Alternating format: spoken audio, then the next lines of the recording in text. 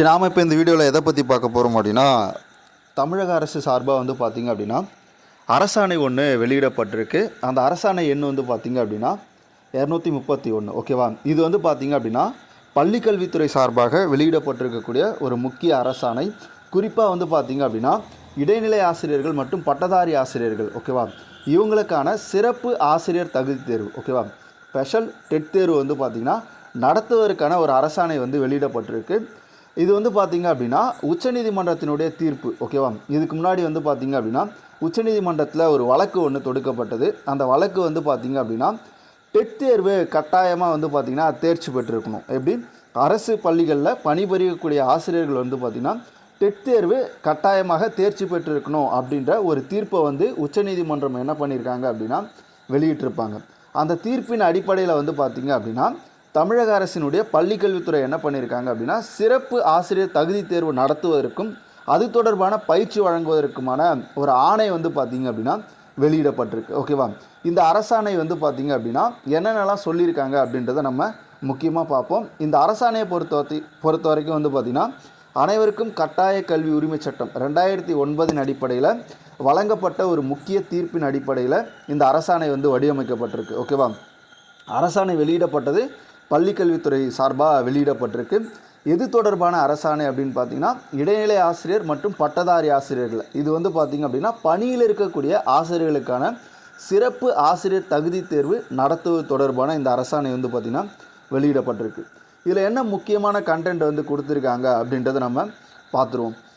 இது வந்து பார்த்திங்க அப்படின்னா 3 விதமான அமைப்புக்கு வந்து இந்த அரசாணை வந்து கொடுக்கப்பட்டிருக்கு. குறிப்பாக வந்து பார்த்திங்கன்னா தொடக்க கல்வி இயக்குநரகத்துக்கு இந்த அரசாணை வந்து பார்த்திங்க அப்படின்னா அனுப்பி வைக்கப்பட்டிருக்கும். அதே மாதிரி பள்ளி கல்வி இயக்குநரகம், ஓகேவா, இதுக்கும் இந்த அரசாணை வந்து பார்த்திங்க அப்படின்னா அனுப்பப்பட்டிருக்கும்.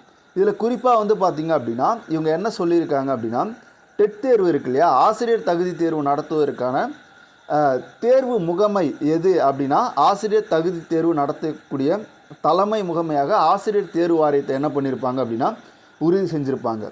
அதோடு மட்டும் இல்லாமல் இந்த தீர்ப்பில் அதாவது வந்து பார்த்திங்க அப்படின்னா உச்சநீதிமன்றத்தினுடைய தீர்ப்பு ஒன்று வெளியிடப்பட்டிருக்கும். அந்த தீர்ப்பானை அடிப்படையில் இந்த ஜியோ வந்து பார்த்திங்கன்னா பாஸ் பண்ணியிருப்பாங்க. இதில் குறிப்பாக அவங்க என்ன சொல்கிறாங்க அப்படின்னா ஆசிரியர் தகுதி தேர்வு யாருக்கு அப்படின்னா பணியில் இருக்கக்கூடிய ஆசிரியர்கள், அவங்களுக்கு வந்து பார்த்திங்க அப்படின்னா தகுதி தேர்வு ஸ்பெஷல் டெட் தேர்வு நடத்துவது தொடர்பாக இந்த அரசாணை வந்து பார்த்திங்கன்னா வெளியிடப்பட்டிருக்கு. அதில் குறிப்பாக என்னென்ன சொல்லியிருக்காங்க அப்படின்னு பார்த்தீங்கன்னா பாருங்கள்,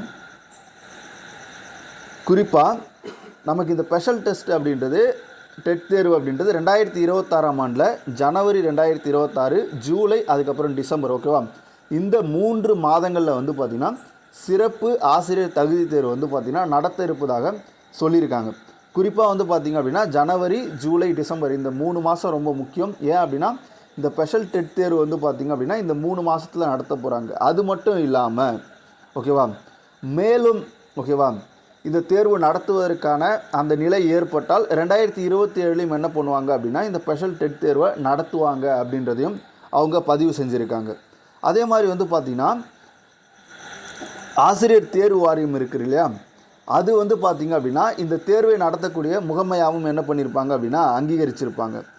அது மட்டும் இல்லாமல் வந்து பார்த்திங்க அப்படின்னா இந்த தேர்வு வந்து குறிப்பாக வந்து பார்த்திங்க அப்படின்னா 3 மாதங்களில், அதாவது வந்து பார்த்திங்கன்னா ஜனவரி, ஜூலை, டிசம்பர் இந்த 3 மாதம் ரொம்ப முக்கியம். இந்த 3 மாதங்களில் தான் இந்த ஸ்பெஷல் டெட் தேர்வு அப்படின்றது நடக்க போகுது. அதோடு வந்து பார்த்திங்க அப்படின்னா இந்த ஜியோ வந்து யார் யாருக்கெல்லாம் கொடுத்துருக்காங்க அப்படின்னு பார்த்திங்கன்னா ஆசிரியர் தேர்வு வாரியம், ஓகேவா, இது தேர்வு நடத்தக்கூடிய முகமை. அதே மாதிரி பள்ளிக்கல்வி இயக்குநரகம், ஓகேவா, அதுக்கப்புறம் தொடக்க கல்வி இயக்குநரகம். ஏன் அப்படின்னா இது வந்து பார்த்திங்க அப்படின்னா இளநிலை ஆசிரியர்கள், அதுக்கப்புறம் வந்து பட்டதாரி ஆசிரியர்கள், ஓகேவா, இவங்க 2 பேரையும் குறிப்பிட்டு இந்த அரசாணையில் சொல்லியிருப்பாங்க. அப்போ அவங்களுக்கு வந்து பார்த்திங்கன்னா பள்ளிக்கல்வி இயக்குநரகம் சார்பாகவும் தொடக்க கல்வி இயக்குநரகம் சார்பாகவும் இந்த அரசாணை வந்து பார்த்திங்கன்னா அனுப்பப்படும். இதுக்கு பயிற்சி வழங்கக்கூடிய நிறுவனம், ஓகேவா, இந்த ஸ்பெஷல் டெஸ்ட் இருக்கு இல்லையா, ஸ்பெஷல் டெட் தேர்வுக்கு வந்து பார்த்திங்க அப்படின்னா பயிற்சி வழங்கக்கூடிய நிறுவனம் எது அப்படின்னு பார்த்திங்கன்னா மாநில கல்வியல் ஆராய்ச்சி மற்றும் பயிற்சி நிறுவனம், ஓகேவா, அதுவும் ரொம்ப முக்கியமானது. இந்த அமைப்பு தான் வந்து பார்த்திங்கன்னா இந்த ஆசிரியர்களுக்கான சிறப்பு தகுதி தேர்வு இருக்கு இல்லையா, இதுக்கான பயிற்சியும் வழங்க போகுது.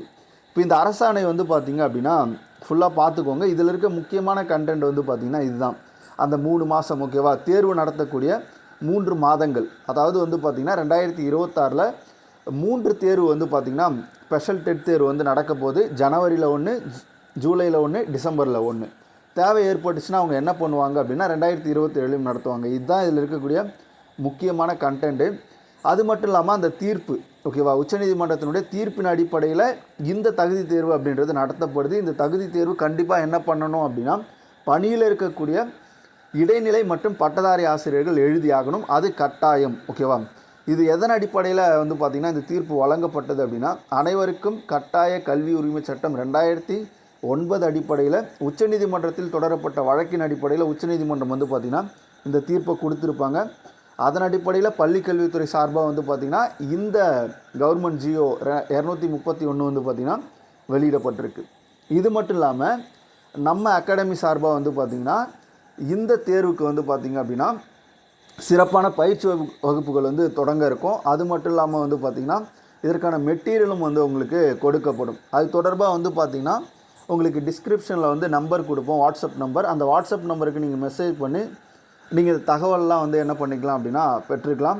இது தொடர்பாக நம்ம அகாடமி சார்பாக சிறப்பு வகுப்புகள் வந்து நடத்துவதற்கான எல்லா வேலைகளும் வந்து பார்த்திங்கன்னா ஏற்பாடு செய்யப்பட்டிருக்கு. அதனால் வகுப்பு தேவைப்படுறவங்க அந்த டிஸ்கிரிப்ஷனில் இருக்கக்கூடிய நம்பருக்கு நீங்கள் கான்டாக்ட் பண்ணலாம்.